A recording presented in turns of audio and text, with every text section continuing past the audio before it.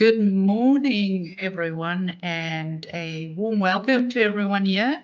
I see we have some more people busy dialing into the session. Um, it's an absolute pleasure for me to welcome you to one of my favorite events. Somebody just needs to mute themselves. My name is Marilyn Ramplin, and I am the CEO of Novia One. And this really is my favorite event. I'm really excited to have you with us today for what has become for our students and for our community a flagship program talking about women in leadership.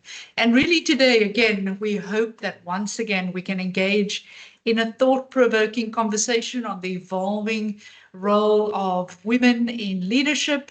And this event is really about sharing our insights, our experiences, and our strategies to try and empower women at every single stage of their leadership journey. So, ladies and gentlemen, women have really made great progress in leadership across different industries. But as we all know, there are challenges that remain. Gender biases, barriers to our own growth, systemic obstacles that we find in the workplace. But in spite of all of these things, more women are stepping into leadership roles, breaking those barriers and really trying to create opportunities for future generations. So this is also about celebrating some of those barriers that we have been breaking. And so today's webinar is again one that I hope is going to be an open and engaging discussion where we have got an exciting panelist of really successful women leaders to share their journeys, their challenges, and their successes. And hopefully you will leave with a few new ideas in terms of what could work for you. You know, whenever I go to an event or attend an event, the one thing I always try to look for is what is that one new thing that I can learn? And I really think if you believe in the power of compounding, it applies to your life as much as it applies to any other areas of maybe economic compounding.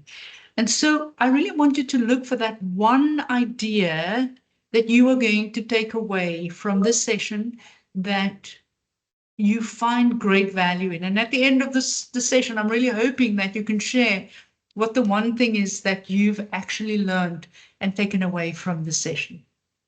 You know, we are really privileged to have a panel of exceptional leaders with us today, each bringing a wealth of experience and unique insights to the program. You know, we are really lucky to have Carol Crozier. Carol is the CEO of JSE Investor Services, and Carol is a leader in financial markets with expertise in strategic growth, business development, and issuer relations. And she's played a key role in expanding value-added services within the JSE, and we're going to try and unpack that a little bit. And what are the lessons that we can learn in terms of Carol's leadership role there? Sarah Nkwana is a seasoned professional with 18 years in financial services. And she's an entrepreneur, she's an industrial psychologist, and a PhD candidate. And she's passionate about strategic leadership and developing the next generation of leadership. So if you're young to your leadership journey, wherever you are, hopefully today you can take some lessons and inspiration from what Sarah will bring to the conversation. Seema Matthew is a transformational leader in customer experience, and Seema has 19 years of cross-industry expertise, and she's a champion for gender inclusion and digital education, right? Digital education, you can't escape that anymore. But Seema also leads Liberty's Women's Forum initiatives to really empower women professionals. So again, Seema will bring her thoughts and ideas around her lessons and those things that are important to her and what she has learned to the discussion today. And then finally, we have Dr. Charmaine Naidu, and Charmaine is a business strategist an executive coach. So here we bring the coaching element, right? And an HR expertise with 27 years of leadership experience. And Charmaine specializes in business transformation, executive development, and organizational culture alignment. And we are very fortunate at Novia One to have Charmaine as a facilitator running our Women in Leadership program. And she's also an academic supervisor. So what can you expect from today's session? So throughout the session, our panelists will address key topics, and their focus will be on their personal leadership journeys, because I always believe out of our own stories, we learn so much. And those are the things that we often remember and we take away from sessions like this. And what are those defining moments that have defined their careers? We're going to touch on the evolution of gender equality in leadership. We're going to talk about how digital transformation is shaping leadership opportunities for women. We're going to talk about strategies for breaking biases and stereotypes in the workplace. We'll touch on the importance of mentorship, coaching, and advocacy. Those of you who previously attended our coaching and mentoring session may pick up some more from this session, but we're going to bring that back into this conversation because we think it's quite important. And then thinking about overcoming challenges and turning setbacks into stepping stones for success, because that's ultimately what we want to do. You know, this is not a session where we are going to sit and unpack all the bad things. This is a session where we're going to look at, so what are the tools that we can use to be able to unlock the opportunities that are there? So this is your session again. Some of you may know the way we like to run these is you bring your questions. We really encourage you to actively participate by sharing your thoughts and your questions. And as I said, the one thing that you learn or that you take away, and it doesn't have to be at the end of the session. Maybe it's, I don't know, within the first 2 minutes, you feel like you've learned something. But let's try and make this an engaging session, an empowering conversation that really inspires meaningful actions beyond just this session, because that's why we do this. We don't do this so that you can spend 1.5 hours of your valuable time sitting here. It's about what can you take away that will make a difference in your life tomorrow or when you leave here. So as we dive into the conversation, we really hope to leave you today with fresh perspectives, practical insights, and renewed motivation to really drive positive change in your leadership journey, but also in those around you.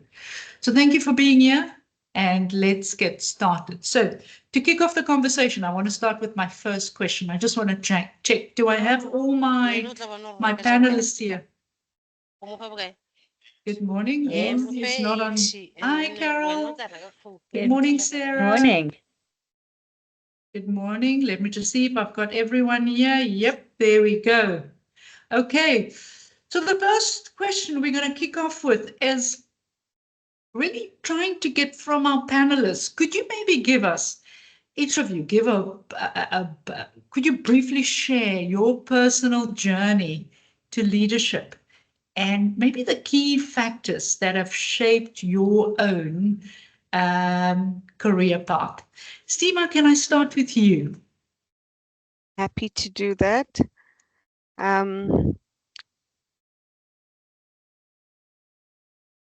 So my career started in software development, and I actually transitioned into business intelligence after that, which then took me through on a journey to customer insights.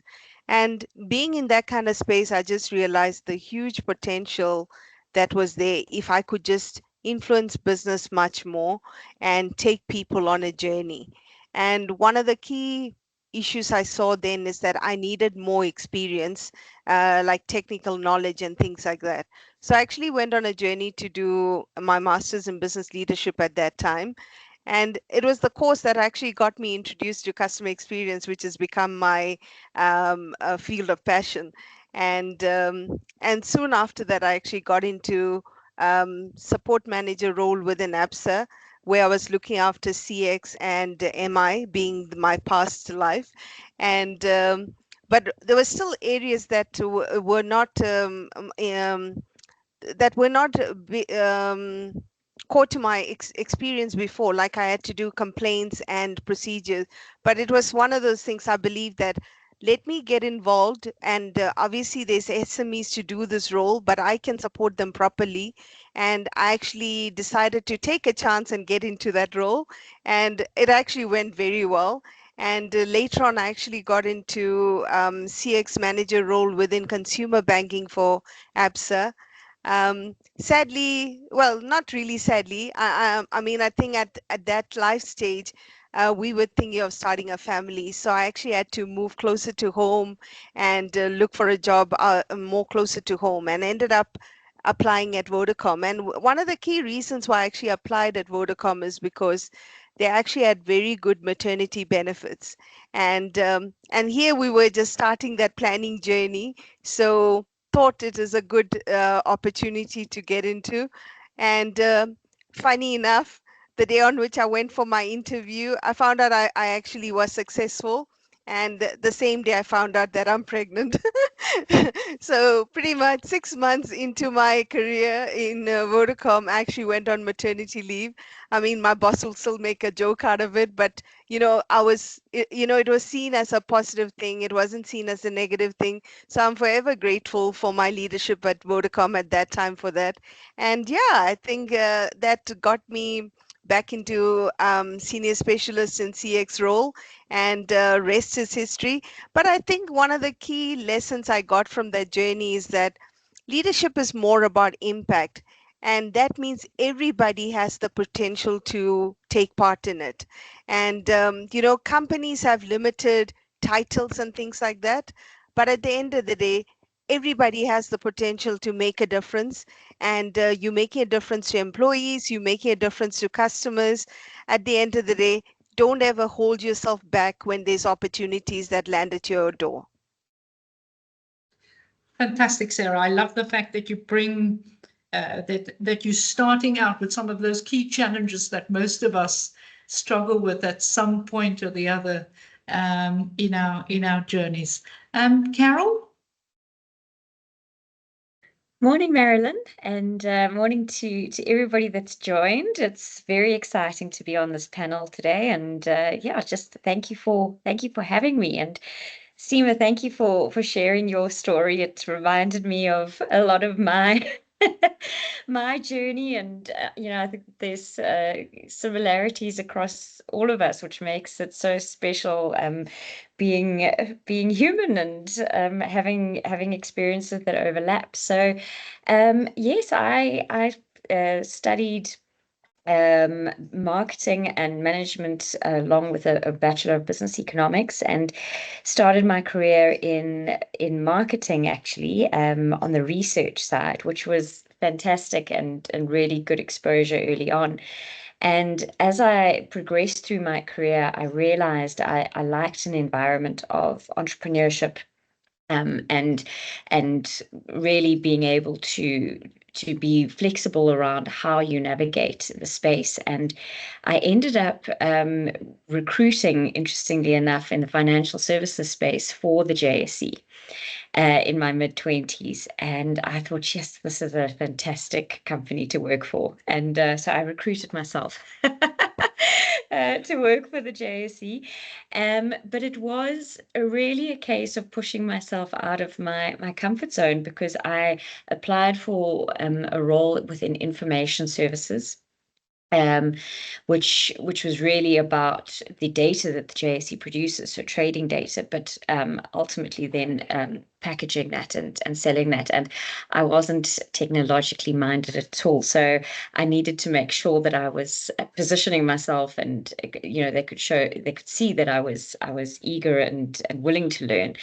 And I managed to get that role, and it was really good growth and learning for me. And I spent 5.5 years in that environment within the JSE. And then I put up my hand to start up a new company or new division within the JSE, and that was really looking at products and services that we could offer our listed companies, and that was part of the JSE strategy, and it still is part of our strategy to diversify revenue. So moving away from just pure trading revenue into other products and services that we could offer our listed companies. And so I started that in 2014. And on the day I interviewed for that job, I found out I was pregnant too, Seema. So, and ultimately, I spoke to everyone, and we decided we'd go ahead with the opportunity. And I started up this entity and this company whilst pregnant, and I think I worked till my very last day trying to get this company or this entity going. And I was just so excited and lucky to have that experience. And I really grew that little business from nothing. It was all based on revenue sharing. I didn't have any budget, and built that business up. And that was 2014. Then in 2019, we'd grown it to such a point that we were able to start looking at acquisitions. And we then bought what was then called Link Market Services, rebranded it as JSE Investor Services. And I was part of that deal team and part of that acquisition, which was amazing. So, and we basically, that deal went through. We bought it in 2020, and I then seconded myself from JSE to JSE Investor Services as COO. And as part of the transition strategy, and then ultimately took over as CEO when the incumbent CEO retired. And it's been just an amazing, amazing journey. But part of it is really pushing yourself out of your comfort zone and being brave and putting your name on the line. And it's been thrilling and exciting and stressful, but really, really amazing. And we've just grown this entity and this company, and it's gone from strength to strength. This last year, we showed 20% growth in revenue, which has been amazing.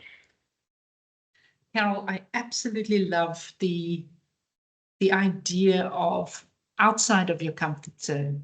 So if I had to take something out of our discussion now, it's, having the courage to go and do something that you're not immediately comfortable with. And it's not always easy, right? Especially when you don't know how people around you are going to respond to it. So for me, that I think is a really beautiful sort of lesson out of your story. Thank you, Carol. Thank you, Meriden. Sarah. Thank you, and thank you for the invite. Wow, beautiful ladies on the line, and welcome to everybody that's joining us. Really hope you're gonna learn from this.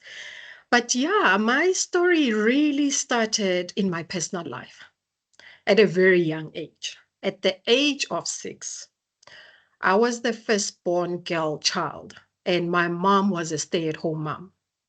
So in our culture, you do what mom does. So every morning she would wake up, make sure that there's water has boiled, people have food before they go home. We're a family of 7, right? And what I loved about that, at the time, I probably thought it was too much. I'm a child, I didn't want to do this, but hindsight, I sit here and I'm like, this was the best lesson ever, because every single thing that my mom did was about serving. I see myself, and I usually introduce myself as a servant leader. We were serving a family of 7, but not only that, we always cooked for more, because anybody that came home, we dished up for them. So we looked not only for the small community, but the bigger community. It was never about myself. It was never about our family, but the bigger community. So really who Sarah is today, the values I carry, what I am in leadership today really started at home. And even though I'm doing my PhD and I did a lot of strategic courses, when I look into that, a lot of lessons started at home. And that was with mom. So she held my hand. We walked the journey. We would do the laundry, do the ironing, do the cooking, do the baking. Oh, that used to drive me crazy, but we did it.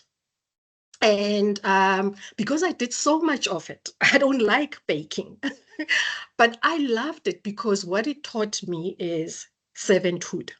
I had to serve others. It was never about me, but the bigger community. It was always about stewardship.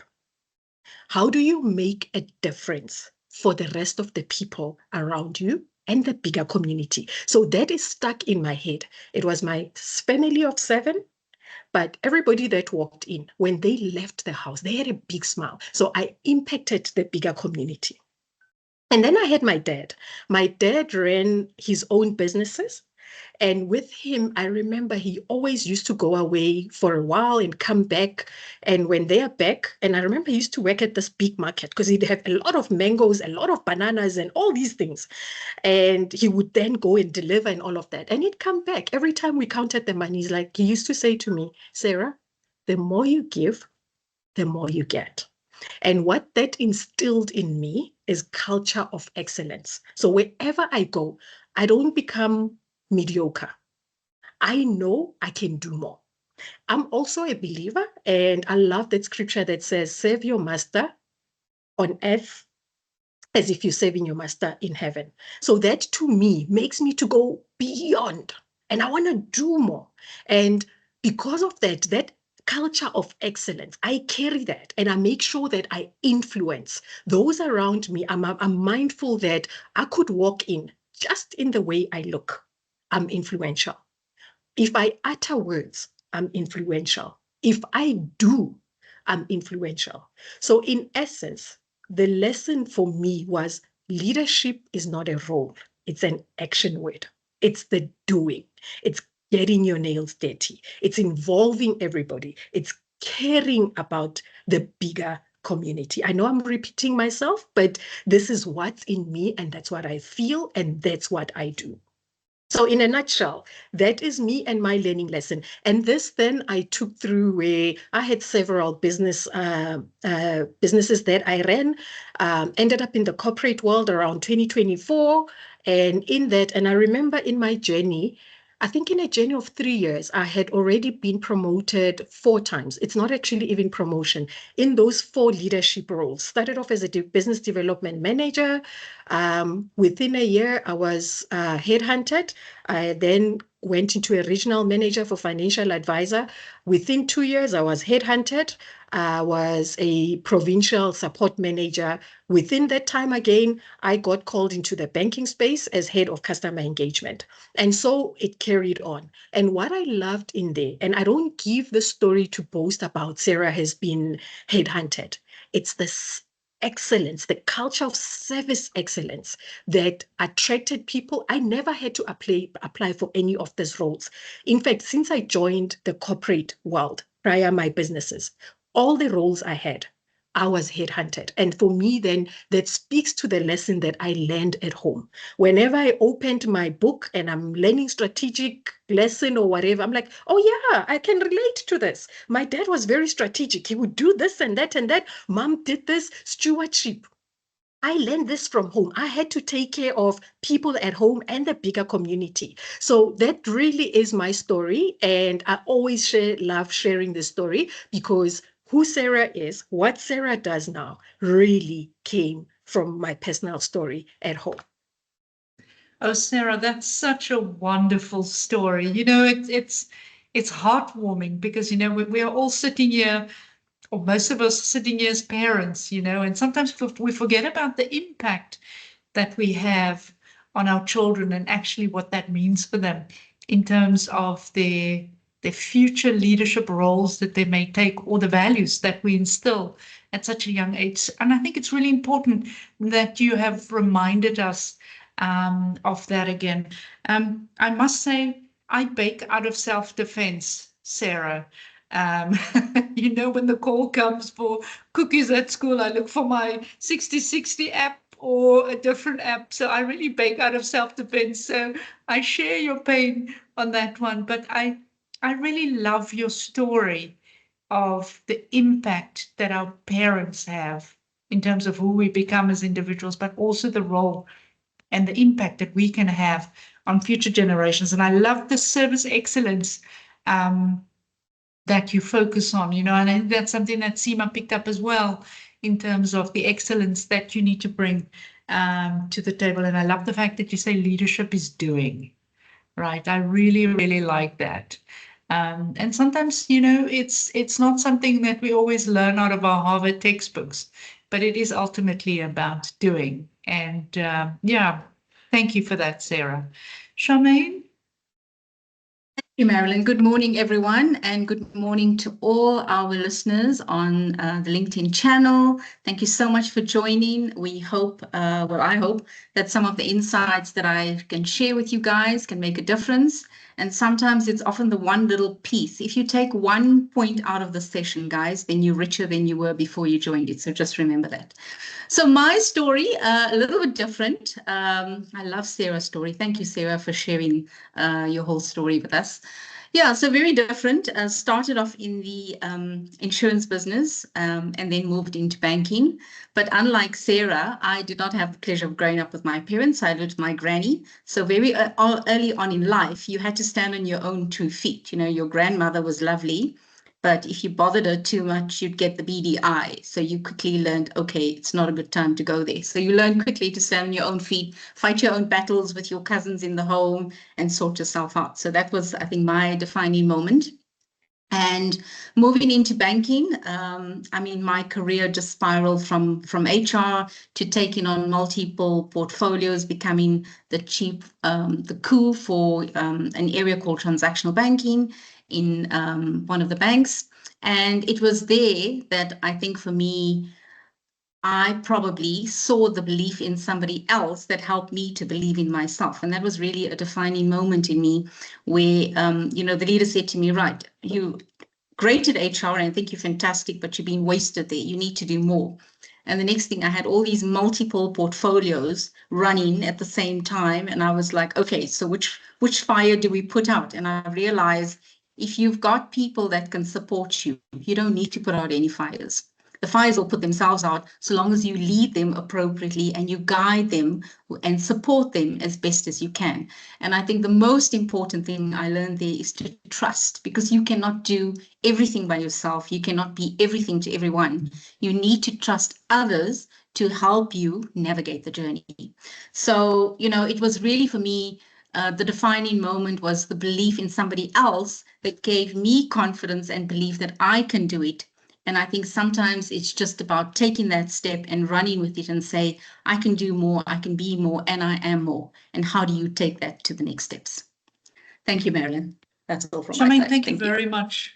Thank you very much for that. You know, sometimes all it takes is that one person that then just kind of brings that reinforcing message, which I think is so lovely in terms of that belief in yourself. Carol, I think I saw your hand up there. Or was I was trying to do a clapping. Sorry. Don't worry. We do it all the time. Charmaine, thank you.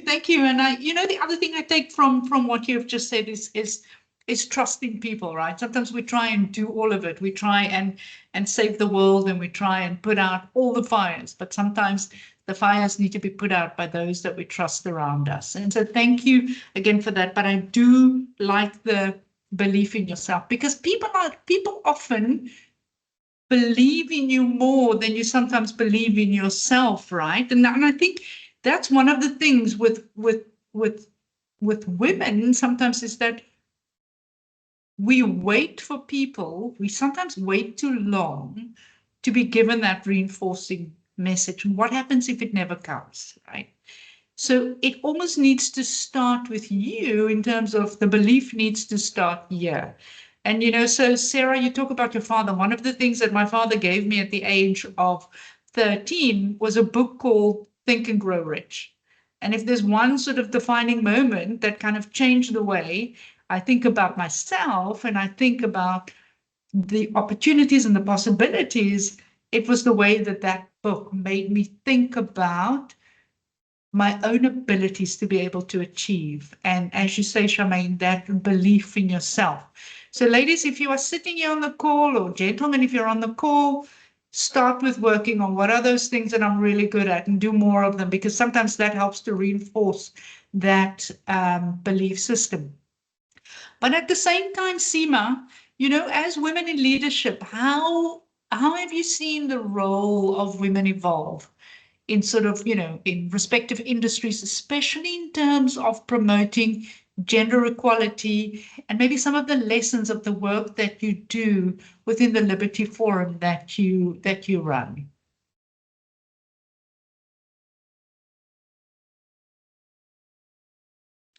So definitely seeing a lot more women step up into leadership roles. I think there is starting to be a big awareness around the gender inequality. And as a result, many women have stepped up and created initiatives to address things like, Women's Circle, doing a lot more mentorship. But also on platforms like LinkedIn, I think you're starting to see a lot more women speak up about gender inequality and ways to address it. And I think just that creates a lot of awareness and, educating people in your network, and all those, it's the small steps that are needed in order for us to make the change. I mean, from the forum perspective, our forum has matured now to a level where people are actually contacting me and asking me, can we actually have a session on and discuss things like menopause? The fact that people have seen the value and actually now contacting me, that shows that we are delivering value, and now they are coming up with the topics that we actually need to cover. I think what I've also seen is that with our engagements with men around the women's forum and things like that, lot more acceptance from that side. And even we got some really good ideas. I know one of the gentlemen that we spoke to about our challenges, he was the first one to say, why didn't you guys actually create a cost center? I'm like, yeah, why didn't we think about that first? But we so busy with everything that you forget to think about other opportunity. So I think it's really important to actually go on this journey with men, because they can come at it from a different angle that can actually help you with what you're trying to do. So yeah, thanks, Marilyn. Seema, I think that's such an important point. One of some of my biggest sort of advocates over the years have been men, right? And that's the one thing that I always try and do during these sessions, is to say this is not a male bashing exercise or a session, etc. Because so many men out there are so pro women succeeding in business, right?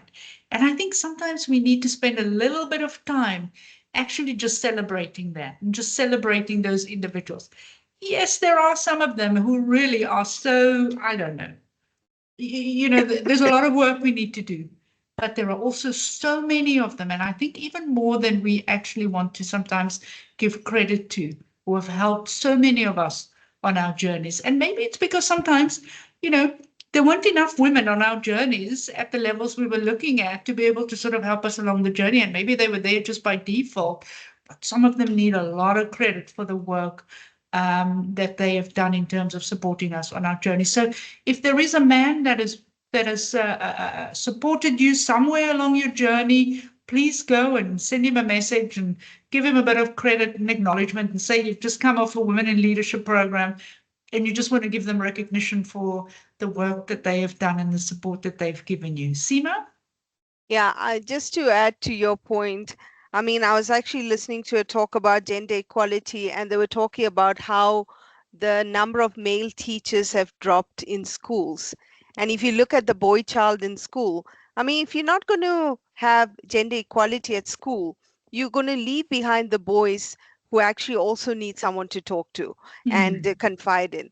And so we really need to, if the demographics of the country is 50-50, let's try and strive for that. No, that's very good. Thank you. Thank you very much for that, Seema. I think it's a really, really important point. So maybe, Carol, if I can move to you on maybe a similar topic. When you think about your experience, what are some of the most effective strategies that you think women leaders can employ to sort of try and challenge biases and stereotypes in the workplace? We've just talked about, yes, we get supported, but in some areas there are still those stereotypes and the biases. And how would you think about this? And what are those strategies that you think has worked for you? Thank you. So I really do. I've just been so fortunate to work in an environment where there's a lot of female leadership, and it's been very inspiring for me to see and for me to witness as I've gone through the last 25 years of my career. But I do, and I think one of the biases that I've seen over the years and how it's changed. And, I think what's exciting about this is that we are evolving and we are changing all the time, has been that I think historically there was always this thinking that it's harder sometimes for women to work with women, and you didn't necessarily get seen, or you didn't get the kind of promotion that you might have actually, and contradicting some of the views here, but that you might have actually working with a man. And part of that thinking was that there were so few positions for women, that women were very protective over their space and protective over those positions. And I think from my experience and the how fortunate I've been to work with incredible leaders across the board, but some really unbelievable women in the space, have been that there's space for all of us. And we need to take that forward in the way we interact and the way we engage, and kind of bringing up women around us, bringing up everybody around us, really, creating the space where you're not threatened by somebody else that might be smarter or be bringing more to the table, as it were, than what you feel you are. Because at the end of the day, we all complement each other. And it's really about ensuring that we're growing each other. And the better we function together and the smarter we all are together, the better we all look, and the better our company and our ventures look. So I think that for me has been very, very important, is really just to make sure that there's room for all of us, and not being threatened around with in terms of people around you, but making sure that we're including everybody. And I think that's been one of my key lessons and takeaways. I love that, Carol. Actually, somebody just posted in the chat, there is enough sun for all of us to shine. And I think that's just such a great way of almost summing up what you have just said, in terms of there's enough room for all of us. And I think that's such a wonderful lesson, because sometimes we do think that maybe the space is a bit crowded. And I always believe that, people sometimes ask me, what can I do as a woman to make this space more equitable? And sometimes it is about how many other women are you trying to bring on the journey with you? And I think that's really a nice way of kind of thinking about there's enough room for everyone. Charmaine, do you want to add to this? Thank you, Carol. Yeah, maybe just a little bit, not too much. I think for one, over and above what Carol has just said, I think for me, the one thing that we really need to think about is our own internal bias and how we stereotype other people. And I mean, I'll share the example. Marilyn, you're going to laugh about this. We'll think about the security guard. For example, if you're recruiting people and they're coming in for an interview, okay, now I know it's online and, people do whatever they do. But if they were coming in, for example, and if you had a lady that had pink hair as your first candidate, and the second person that arrived didn't have socks, are you worried about the pink hair and the lack of socks to the gentleman, or are you focusing on the output? And I think ourselves as women, we are so bad at stereotyping, so bad. Stereotyping and assuming that because, the individual has got pink hair and she looks gorgeous, maybe she's not going to be able to do the work and she's probably going to be a Barbie doll. And it's our own little bias. Whereas maybe a guy sitting there might look at this and say, wow, she looks amazing. So I think we've just got to put it into context and understand how sometimes we create our own challenges and we create our own beliefs about something that is probably not necessarily true. So yeah, thank you, Marilyn. Thank you, Charmaine. I really like that. The other day we were sitting and I took my daughter out and we went and We had lunch, and the manager of the restaurant was wearing a beautiful suit and black shoes, but he had no socks on. And my daughter says, "How can a man wear no socks, you know, with a suit?"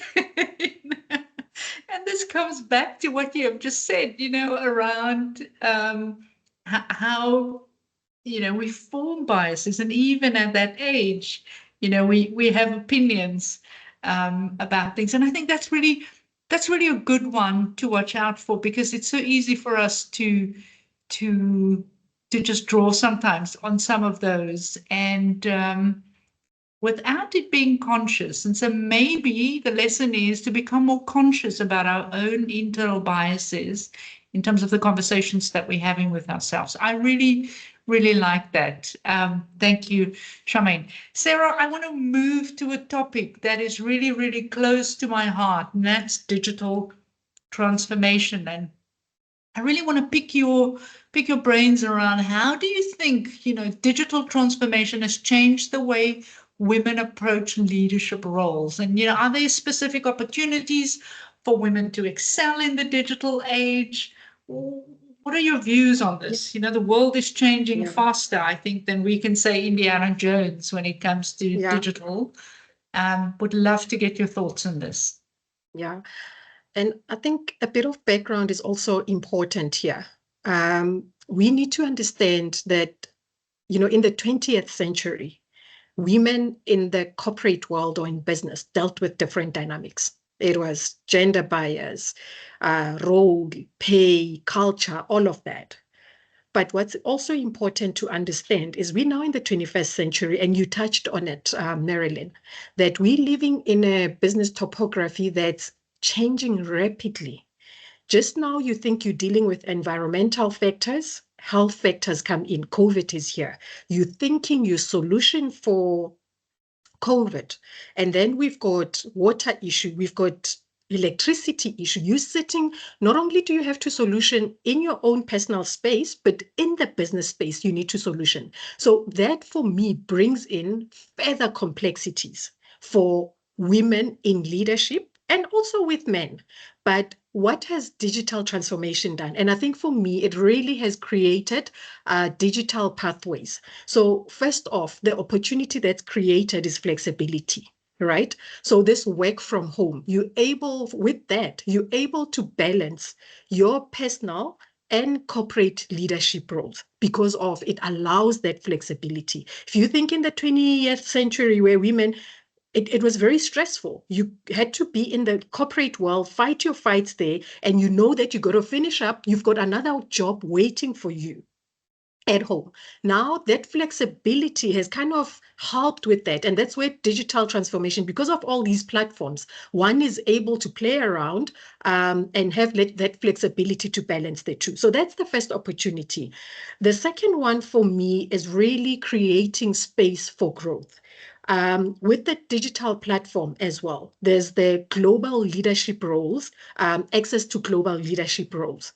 One is not only confined in your space, in your organization, in your country, but it's opened up where you can have global access. So that's the second thing for me. But there's also access for knowledge. Right? You have access to knowledge and digital tools where you can enhance your leadership skills. So you're not just sitting there and thinking, I've been made a leader, what now?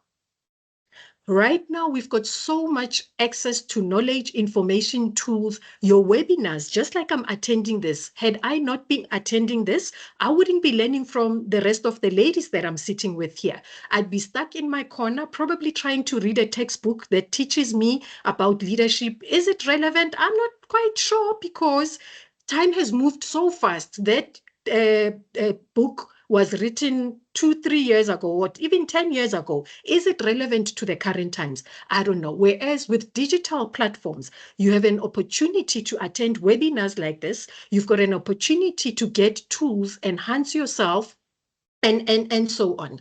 And maybe lastly, what I want to touch on is the rise in non-traditional leadership paths, right? Because of the shift towards the digital first transformation, there's more merit on innovation, which outweighs traditional hierarchy. So it's about merit on innovation and the job that you do yourself. So you're not just focused on, I'm in this position, when am I going to get to the next? I've got an opportunity as Sarah to be on the global network, to speak like this, and somebody acknowledges me. And if I'm able to innovate, if I'm able to bring a difference, then I'm noted. So the digital transformation has really done wonders in creating different pathways for women to get that exposure, to get knowledge, to get access, and get that flexibility. Sarah, I really like what you've said there, because I think sometimes we get so hampered or we get so sort of stuck in this fear of disruption that we miss the excitement that goes with innovation and potentially what the digital tools that are available brings for us, right? And I think that's a really, really good point. And sometimes I think internally we need to also just examine again the internal conversation that we're having around this, and to make sure that we don't create those barriers for ourselves in terms of how we respond to this. I really like that, Sarah. Thank you. Carol, in the sort of the same vein, I just want to maybe ask you around, when you think about technology and digital platforms, maybe pick up a little bit on what Sarah said, creating new opportunities. How do you think women can leverage these tools to really break through these leadership barriers and create more inclusive environments for ourselves and maybe for others? Thank you. And I mean, Sarah, what you said completely resonated with me. And I think that that's, for me, the access to meeting platforms and us being able to engage in different ways from a technology perspective, which has really just blown up the way we operate and the way we do business, has been such a fundamental game changer for me around that type of guilt that I always experienced. And when I speak to my my female colleagues and my friends around me, it's always this kind of recurring theme that we always felt guilty when we were at work because we weren't at sorting out kids' homework or whatever the case may be. And when you were sorting out the kids' homework, you felt very guilty that you weren't at work. And this really has created an environment where we're able to balance those a lot better. We've still then got to be very strict with ourselves around these types of boundaries and ensure that we're, of course, meeting our commitments from a work perspective, but also shutting off and logging off when we need to as well. And so that has really changed the way I operate and everybody around me, and that for me has been such an amazing shift. And then listening to Sarah also around what you said around the different ways that we can communicate, the different ways that we can learn. I think some of the important aspects that we just need to be cognizant of, and this was just whilst I was preparing for this session. These were some of the stats that were coming up. We've got, and I mean, I'm just looking here. There's basically 2/3 of illiterate adults are actually women. And that in itself is such a big, that was such a big eye opener for me in terms of why it is that women aren't accessing the information that's so readily available. There's so many reasons why they may not be. It could be obviously the poverty cycle. It could be traditional roles in households having this overwhelming responsibility in terms of what you need to be getting through. And that for me was a big eye opener, because there's so much more work that we can do. And I think the companies that we're involved in, the institutions that we support, I think that there's so much good stuff out there. So these platforms, for example, She Invest, that is a platform that was a technology platform that was really created for women to be able to access information and education around how do I invest? How do I become more financially responsible? And it's those kinds of platforms that we need to be promoting and creating awareness around, so that we all know that we've got this ability to educate ourselves, to be able to become a lot more empowered around education, but fundamentally financially. And I think that that technology empowers us greatly in terms of where we can go and how we can assist everybody be more inclusive. I think that's a really, really good point, Carol. And I really love that She Invest platform idea, because I think sometimes it's the awareness that it creates, right? And the tools that are out there that we could leverage. But Seema, there's a question in the chat. Maybe I'm going to give to you, and I'm happy for anyone else to jump in. So now we're talking about, and Carol, you previously used such a wonderful phrase called technology is a great equalizer. And I really like that. But the other question that's coming out, so how do you handle this pressure to be constantly available and responsive? Because now you have a digital device and everyone expects, if I'm sending you a WhatsApp at God knows what time, how are you going to prioritize in the question of self-care and really to maintain your physical and mental well-being without constantly becoming a slave to the technology that is at your disposal, to make sure that the world is kept happier or whatever, or satisfied that you are available. Seema, do you want to pick up on that? And then I'm happy for anyone else to sort of pick up on that question as well. I'm most likely the worst person to ask that question to. Are you the sender of the messages? Yeah, that's a problem. The one thing I did do recently is with my help, with help from my Ikigai coach, Malisha, I did go through a process to let me actually slow down and actually look at what is really important, and so that I can actually focus on what I actually need to focus on instead of being everywhere. I guess for me, it's more a thing of I see there's so much work that needs to be done. So I feel a big sense of responsibility to be involved in a lot of things. And I think it's really about there's a lot I want to do and I need to do, but really prioritizing so that I give the most focus to those things that matter the most to me. So it's a work in progress. Very good. I don't know, would anyone else like to maybe add on to that from a strategy perspective? Just how do you deal with it? Sarah, I see your hands up. Yeah, I think for me, Marilyn, and I love that question because I had to deal with that, right? We spoke earlier on about how the topography of business is fast changing, but it's the same for our personal lives. It is too much. You look at your WhatsApp, just WhatsApp. How many WhatsApp groups do you have? I mean, I look at my career streams. It's psychology, it's financial planning, it's learning and development. I can count them. It's like in one finger, at least 5. I belong to different groups. That's before you've counted the school WhatsApps and the neighborhood WhatsApps. Exactly. So it is too much. But what's important for me, and remember, I just touched on WhatsApp. There's also LinkedIn, but there's also work. There's email. There's groups within teams. You see, I can't even have words for it, right? It's a lot.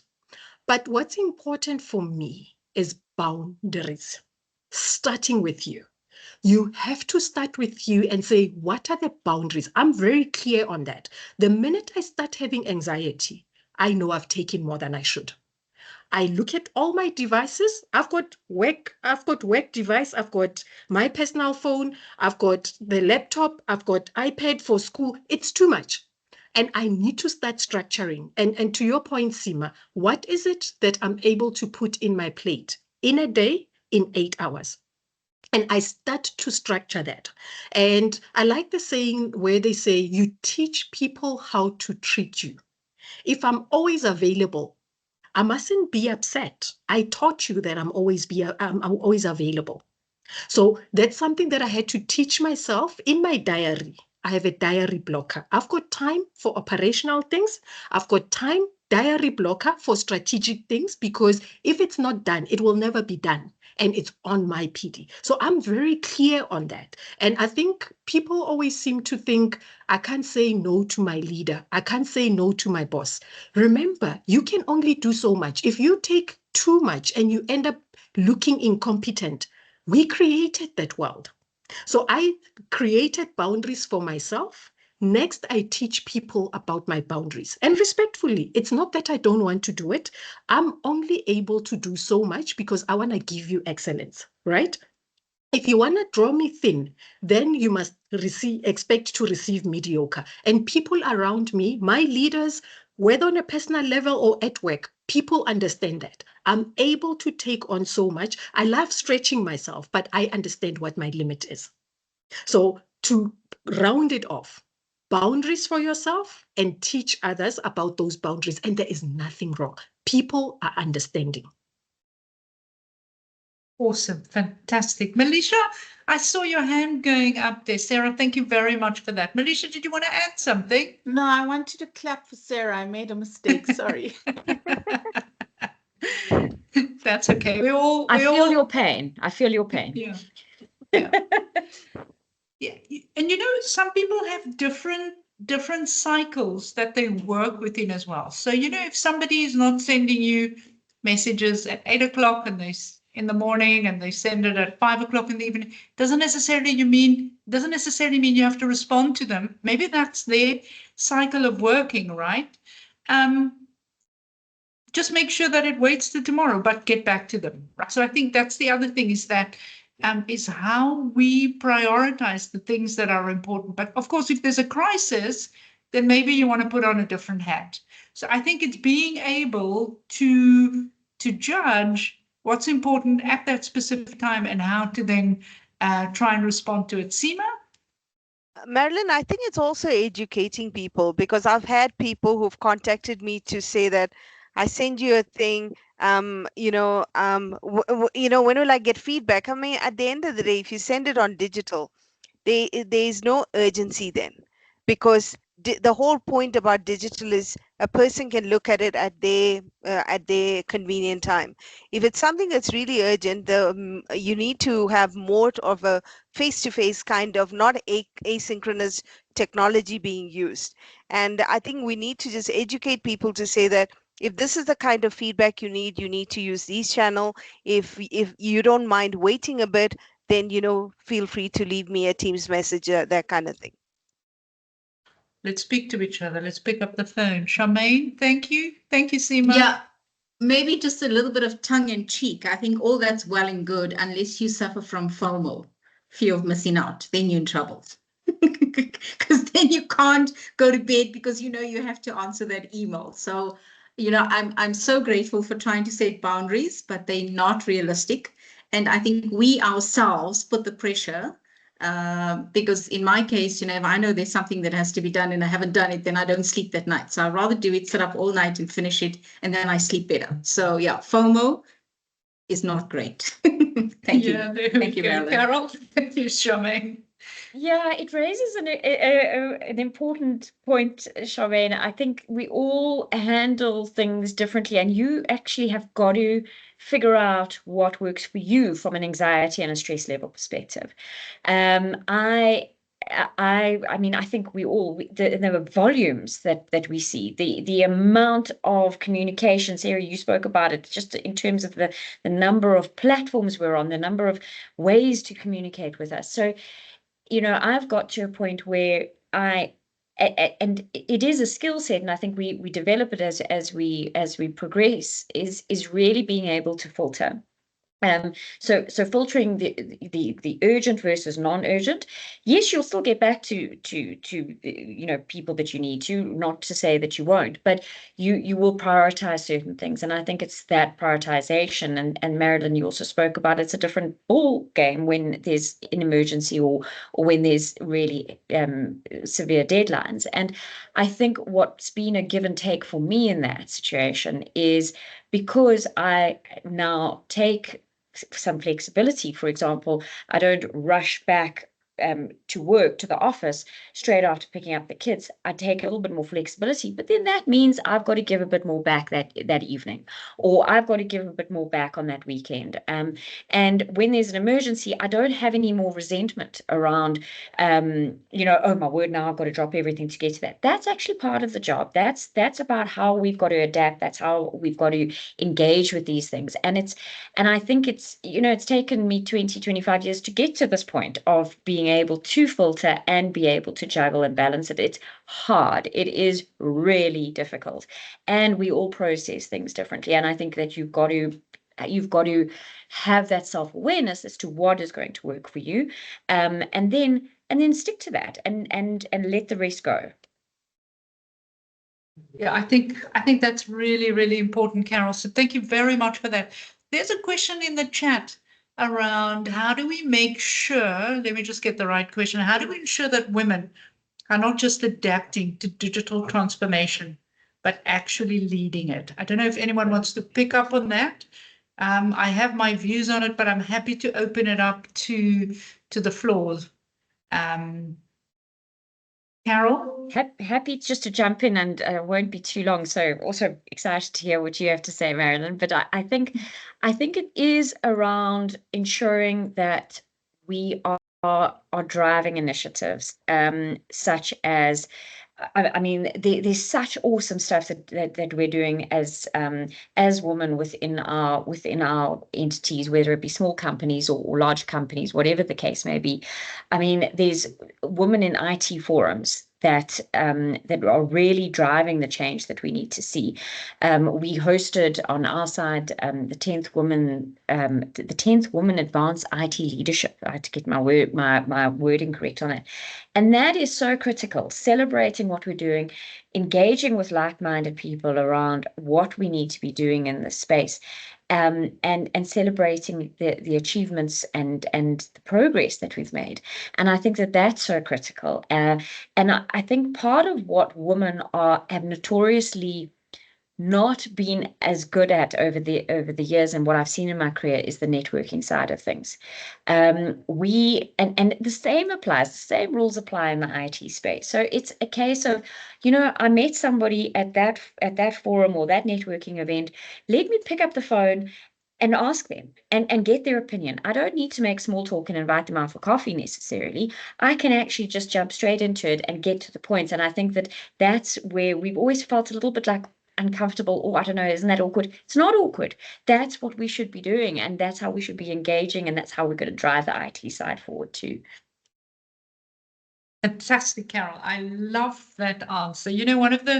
One of the things that I learned from Steve Jobs is a story that he used to tell when I think he was like a 13-year-old boy, and he was busy building a computer, and he was looking for a part, and he just couldn't find it anywhere. And he knew there was this one big IT company that he could get access to be able to get the spot. So what he did was, in the old days, for those of us old enough to remember telephone books, he went to the telephone book, found this person's personal number, and he even answered the phone. And he was the CEO of this mega IT company. And and Steve Jobs said to him, I'm looking for this part. Is there any way that, I could maybe get a part from you? And the guy was so surprised that somebody actually called him at home asking for this part, that Steve Jobs not just got the part for his computer to build, but he got an internship with this company, which I think is just such a great way to think about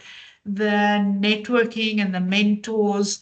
And coming back to what you said at the beginning, Carol, is having that courage to go and look to do stuff that may be a little bit scary, that may be a little bit outside of your comfort zone. And I know this woman who works for a major mining company. She called me one day. She says, I've just been given the responsibility to develop an AI strategy for my business. She says, I haven't got a cooking clue what I'm going to do or say, but I'm going to do it, right? And so we were kind of strategizing as to a way to do it. So I think all of this comes back to exactly the starting point, is have the courage to go and get involved in areas that may be a little bit scary as well. Seema? Yeah, on technology, I think one of the key roles we can play is that technology is going to be in every single company in the future. I mean, it's non-negotiable pretty much. But we really need to make sure women are part of the design process so that we really build solutions that are fit for women. And for me, it's not just about women.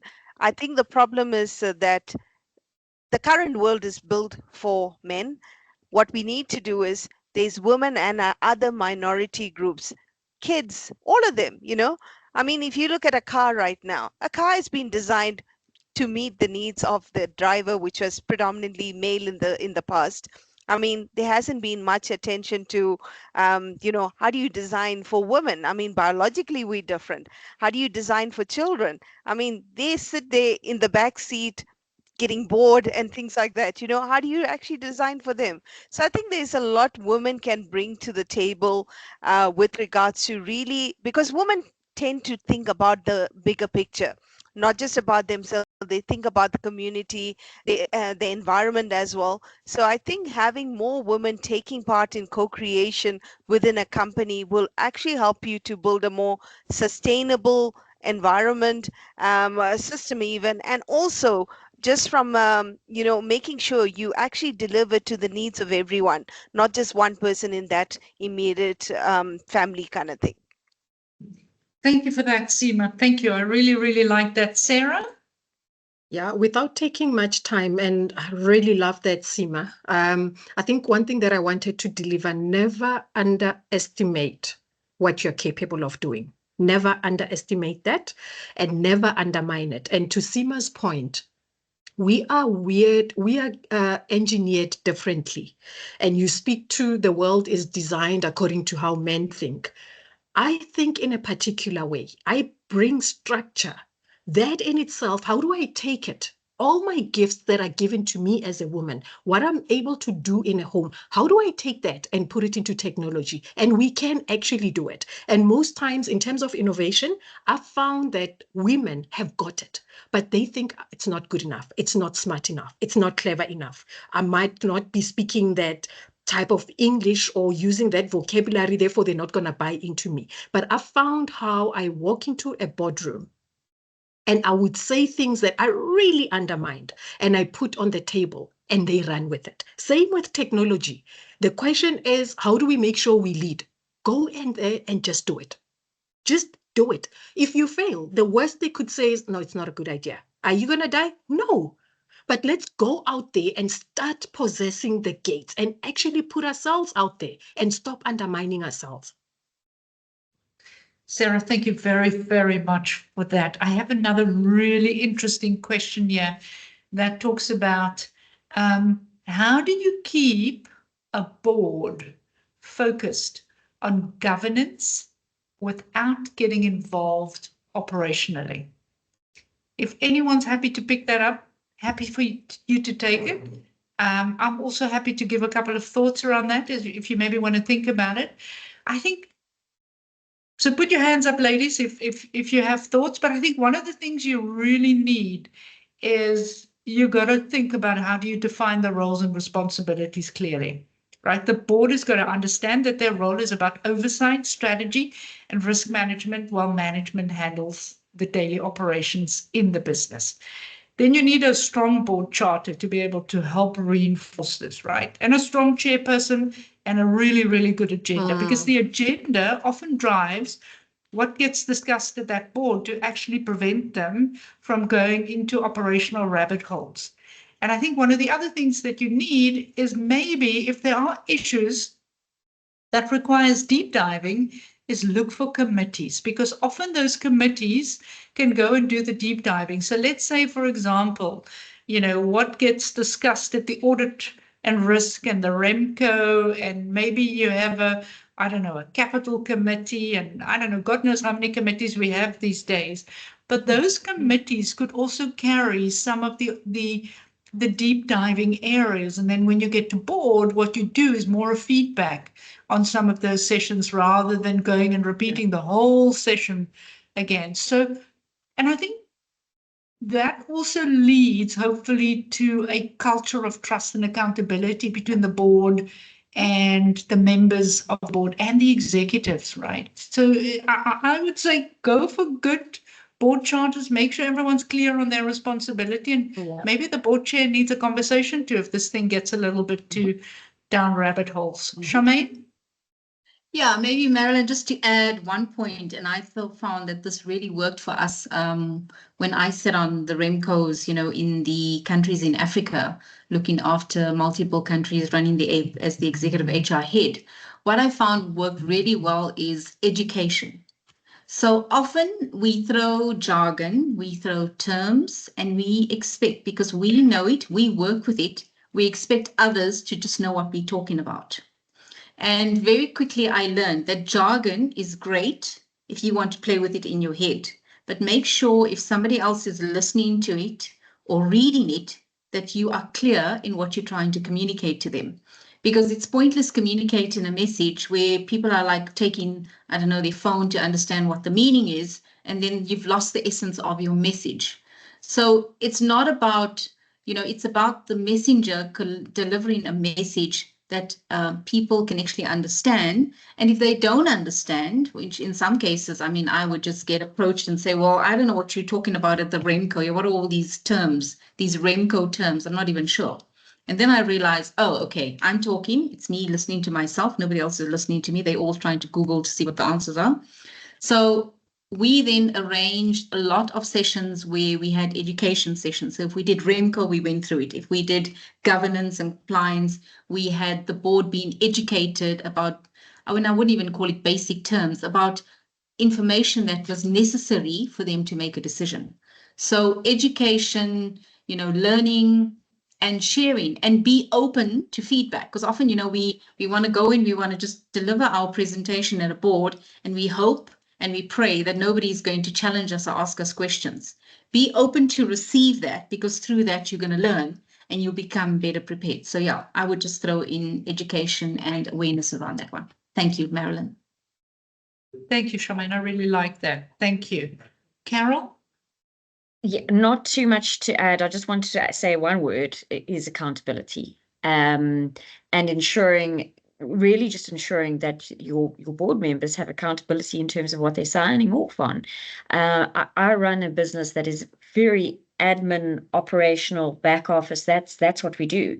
So, it's about those board reports and those CEO reports so critical, because it's keeping it as high level as possible, but making sure that level of detail is known and aware. And it's the accountability about reading those and signing off on those properly. And I think that's what our board members really need to be held accountable to from a governance perspective.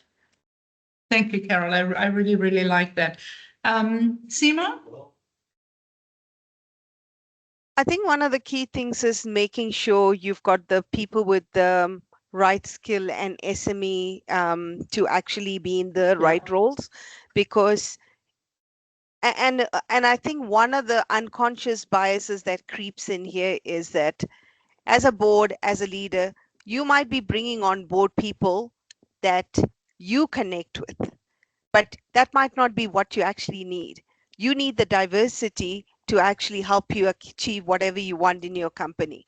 And I think it's very important that making sure you bring in that diversity and find ways to actually recognize the unconscious bias within yourself, so that you can actually bring in the right people. And at the end of the day, you need the SMEs to do this. You give the right person the job, they'll do it. But if you're not actually making sure that happens by tackling unconscious bias, you will end up in a situation where you bring on a lot of people with the hope of these things being sorted out, but they will never be able to, because you fail to see the real people that should be doing that job. And yeah. Thank you, Seema. I really like that answer as well. I used to sit on boards for many, many years, and I've sat on various different organizational boards. And one of the things that really sometimes create these rabbit holes is when people try and kill you with information. Giving me a board pack of 1,500 pages to read for a board meeting, that's also unproductive, right? And then it creates unnecessary sort of going down rabbit holes. So I think part of maybe the lesson there is in terms of trying to own that conversation and own that space is to make sure that you learn what information is important and relevant, and you try and create a structure that makes it open for a discussion, right? Because board meetings is also not just about going and reporting. It's about what you can take away and learn from those meetings as well. And sometimes, yeah, board training is really important, right? If people don't understand the business, then they ask questions that are maybe not as relevant, but sometimes it's also the ones that don't necessarily always know your business that may ask the interesting questions because they are not sort of clouded with, I know this business so well that maybe, asking this question would be an irrelevant question. So maybe go back to the drawing board and ask yourself the question, why, right? What is the reason why they're going down rabbit holes? And hopefully that could maybe help with trying to get to the bottom of some of those challenges.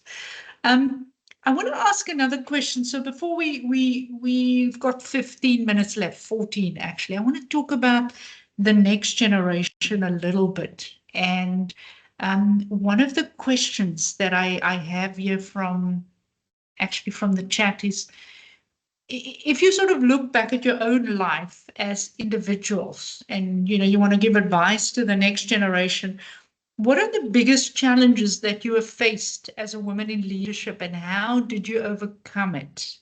Is there anyone who want to pick up on any of those? What are sort of your big challenges, you think? Carol?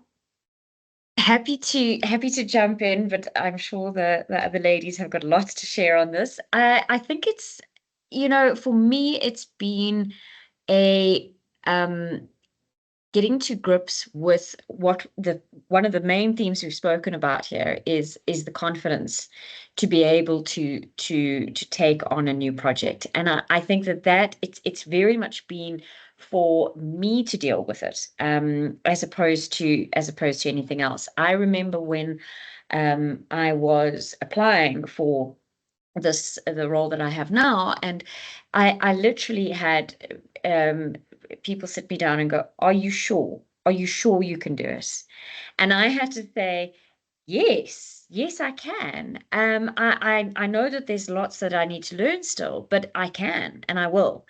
And I think it's then going through your career where you have failures, and where you really think things don't go the way that you wanted, and there's a lot of questioning and self-doubt that you may have. And I think one of the biggest challenges has been about getting over that, about using the resources you've got around you, in terms of coaches, mentors, your networks around, making sure that you build yourself back up again, because that is one of the most debilitating things I've felt, certainly in my career.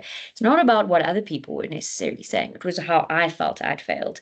And it's for me, it's about getting back up and making sure that, okay, that was a learning experience. It was a hard, horrible learning experience, but now I've gained this from that. I've gained so much in terms of learnings, and I'm now going to go a little bit easier on myself and build myself back up again. And I think that for me has been a critical part around leadership for me. Thank you for that, Carol. I think, the bruising is sometimes part of the journey, right? Instead of giving this question to all of the other women, I'm really hoping that you've been able to take some lessons from Carol's answer there. I want to ask a different question that somebody's asked here before we run out of time. Do you ever feel, or how do you handle a mostly male environment at work? And how do you deal with managing men if you are a female? And especially where there's a bit of a problem with men taking orders from women, and how do you kind of balance leading men at work and then being, nicely put, being led by your husband at home? Charmaine? Okay, we leave the husband at home out of this conversation. It's not part of it. We focus on the work environment. So I think, Marilyn, that's an excellent question. And most of my career was working in a male-dominated environment. It was predominantly male, and I think we kind of have our own fears that we project, that it's not okay, that, I'm the only female in this team, there are no other women. We're looking for support or sisterhood. And I often realize if you do what you need to do, no, you don't need to fear what other people think about you.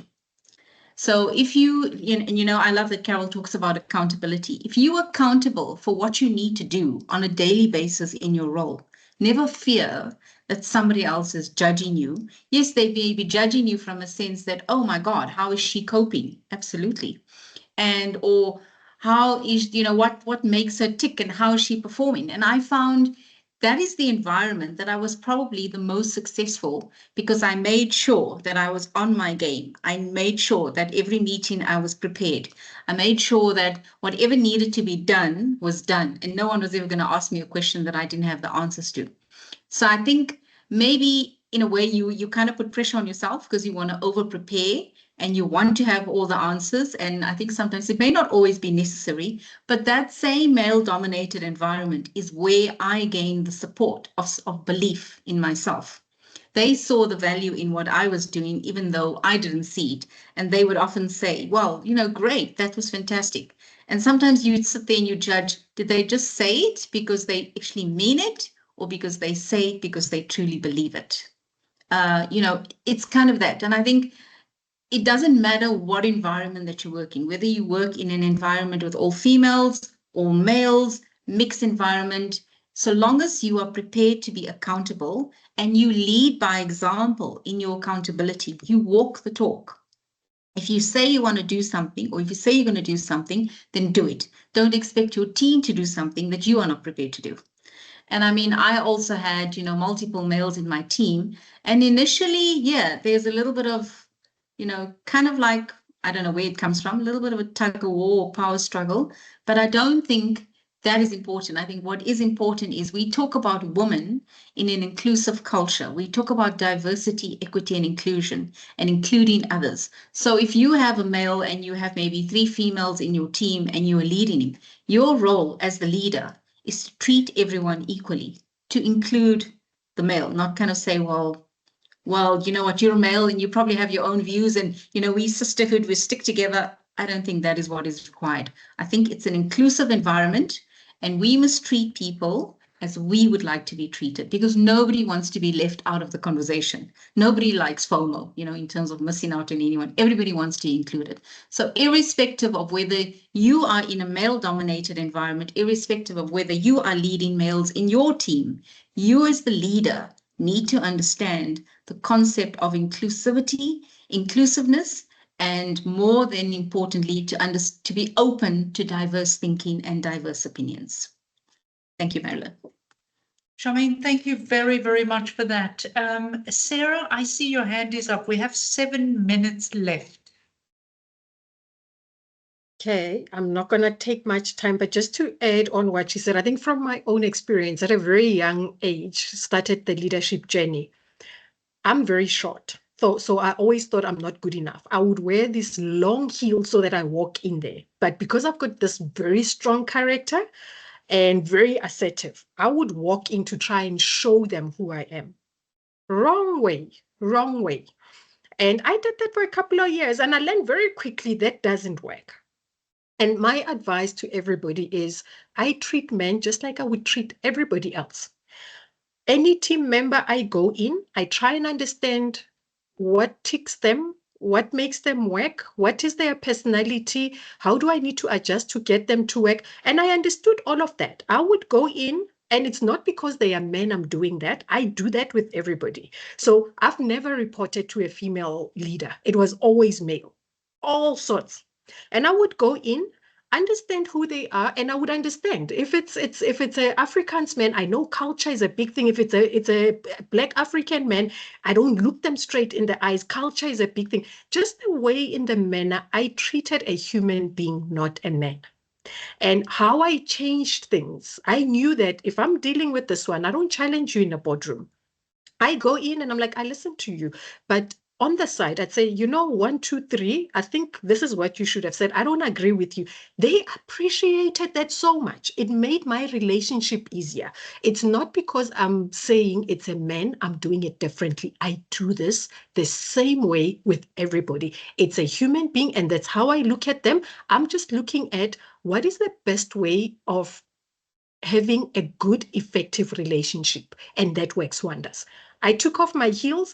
I can still be short and I can still go in there and make an impact and say my say and leave the message I wanted to leave.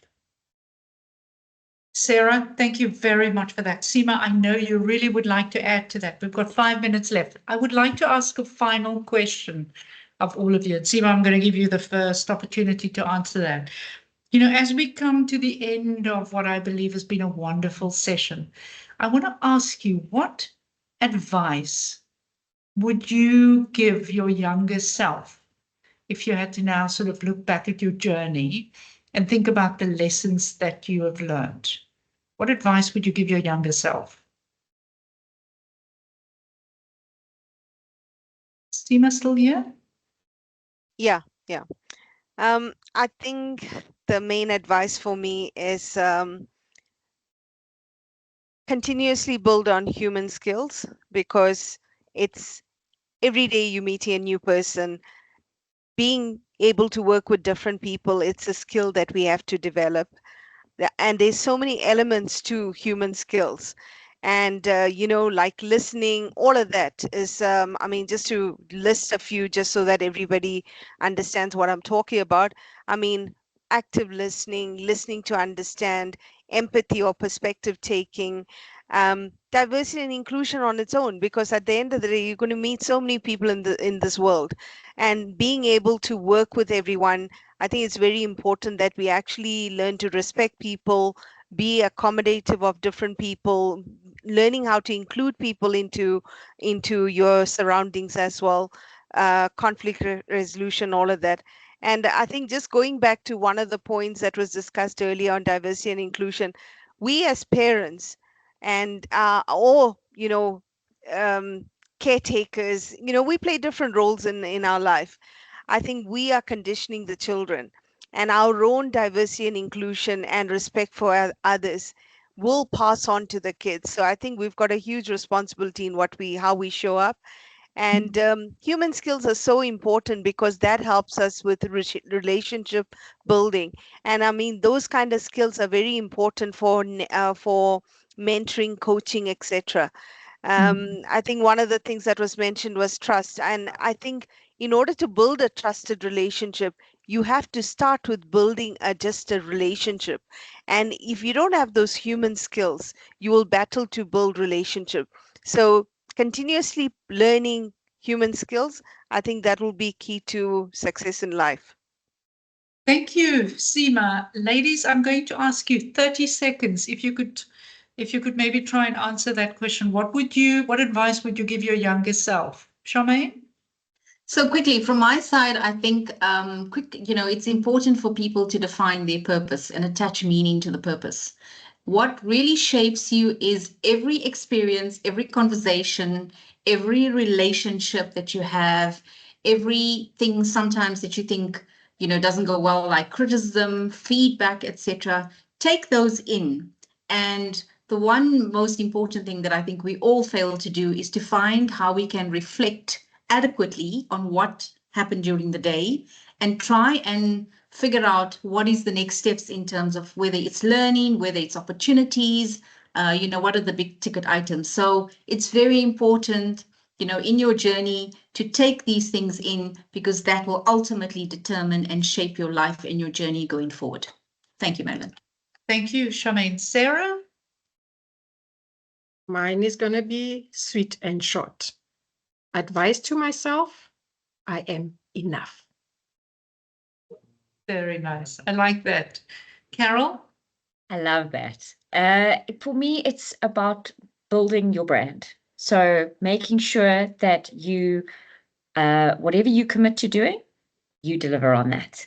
And that speaks also to what Sarah mentioned right up front, servant leadership. I am here to ensure that I can deliver around these criteria. And if I put my name on it, best I make sure that I deliver on that, because that builds your brand for where you are now and for where you're going to go in the future. Carol, thank you very much. Ladies, this has been amazing. We have unfortunately come to the end of our session. I really want to thank everyone for fresh perspectives, practical insights, and hopefully renewed motivation to drive meaningful change in our own leadership journeys. Thank you. I think, the path to leadership is not without its challenges, as you've all beautifully articulated.